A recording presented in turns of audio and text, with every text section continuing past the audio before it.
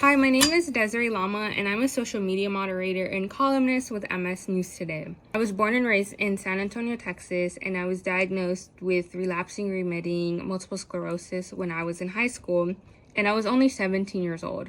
But I had my first episode of optic neuritis when I was 14 years old.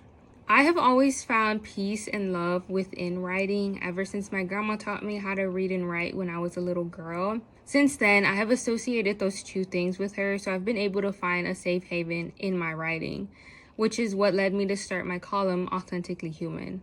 In this column, I really try to capture what it means to live as your true and most authentic self when living with MS.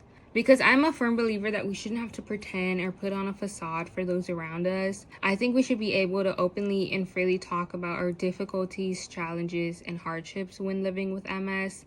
It should be an open dialogue to talk about anything that weighs down on us within our journeys. The same way that we talk about our wins and just anything that brings peace to our bodies and mind, we should be able to talk about those things and not feel like lesser than. So in this column, you can expect to hear all about my personal experiences and opinions and thoughts about life with MS, because I want to bring forth a level of relatability to the MS community, because I know it can feel kind of isolating at times when you feel like no one else is going through what you're going through or could ever understand your struggles with MS. I want to be that voice to kind of bridge that gap, because I don't ever want anyone to feel alone.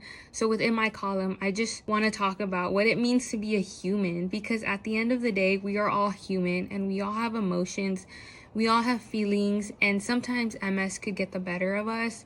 But I want you to know that that's okay if MS gets you sometimes. That's okay, and you're not any lesser than anyone else.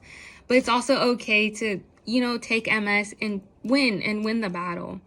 So in this column, you can really just expect me to talk about all of those things. But I really hope that you enjoy my column, Authentically Human.